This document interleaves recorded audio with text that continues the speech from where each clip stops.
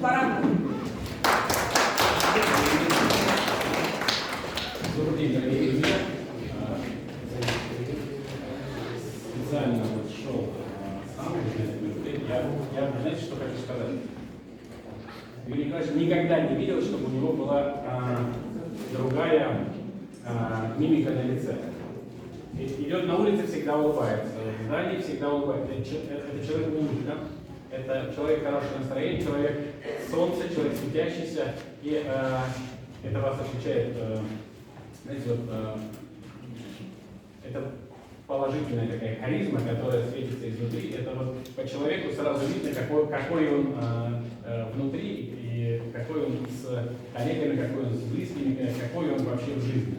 Я хочу от имени Министерства культуры, туризма и активного дела Республики Коми от себя лично поздравить вас с этим замечательным юбилеем, пожелать вам самое главное здоровье, самое главное вдохновение, успехов, удачи, и чтобы вы продолжали улыбаться, продолжали дарить нам свою улыбку и продолжали творить. Спасибо вам большое.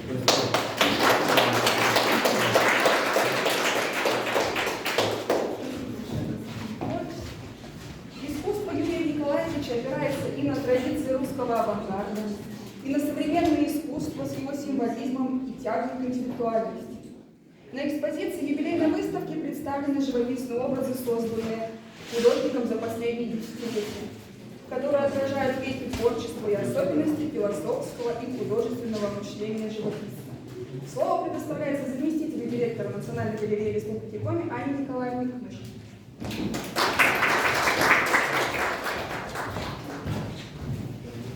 Добрый день, дорогие друзья.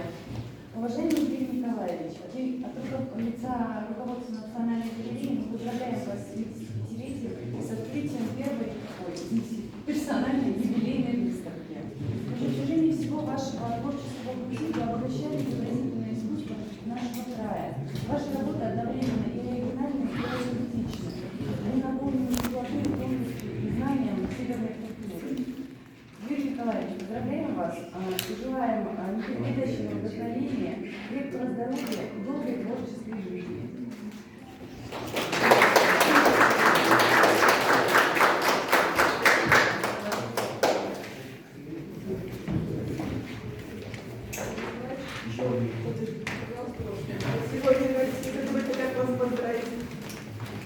Исследуя вехи творчества художников в пространстве экспозиции, вы сможете увидеть несколько важных философских тем.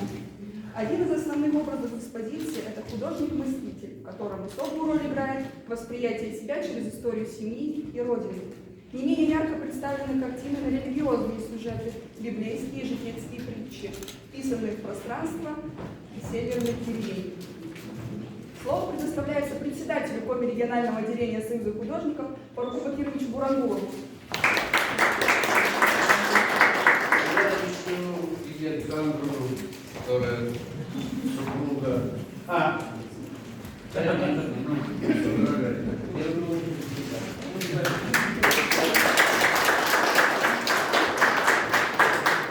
Мальчики художников, там не только одна дочка, сын тоже художник. Потянет. Ну, это можешь положить во внутренний карман. Но это все красивые слова, придумали наши. Я даже не читал. И, ну, наверное, очень интимно много, потому что девушка писала. Как тебе это получается, я не знаю. Но действительно, человек такой не вредный, в первую очередь. Для художника это очень важно, потому что при всем этом я его знаю. Первый раз в 1982 году познакомились в Ухте. Естественно, мы пошли, город новый для нас, пошли гулять по Ухте. Ночью вернулись в номер, с нами, по-моему, Михаил Степанович Кочев был. Мы еще долго болтали про искусство, ну, лично не с кем поговорить про это. Спать не хотелось очень. Потом я говорю, как ты к Гогену относишься? Ну тут Юрий Николаевич включился, я под это, конечно, уснул. Утром было неудобно, но все равно на следующий день мы опять пошли разговаривать. Такой странное знакомство было, когда вот они жили там, где сейчас банк, деревянное строение. И когда я к ним зашел, видно вот такие детки еще маленькие, такие похожие семья, все друг на друга. И очень много было резьбы. Я очень удивился, при всем этом человек очень серьезно говорит об искусстве. И постепенно, через много лет, я понял вот это его свободу. В смысле, он соответствует своим работам, что очень, даже очень редко. Имеется в виду, если картина художнику понравилась, не спеши с ним познакомиться, называется. А тут как-то вот, похоже на себя, похож. Ну, я все, что хотел сказать, уже люди сказали, как бы улыбаются.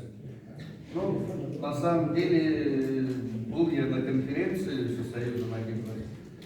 Один художник сказал, я его боюсь. А я говорю, кого? Я сказал, что Юрий Николаевич, великолепный художник, член правления, прошу любить и жаловать. Потом уезжаю, я все равно не привык к этому образу. И это вот странно, что в голове у человека было, тот готовый образ ходит, люди ищут это. А, видимо, в детстве его пугали таким образом.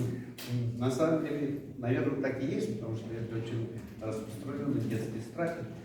Это мы после войны, как бы, детство наше было куча инвалидов, было куча страшных, добрых людей было, и как-то нас этим не испугаешь. Юрий Николаевич очень хороший рассказчик, и прекрасно вместе с Лидой они про своих предков рассказывают. Лидия Александровна до 7-го колена знает своих, очень редко, до 9-го, Путина редко. Спасибо.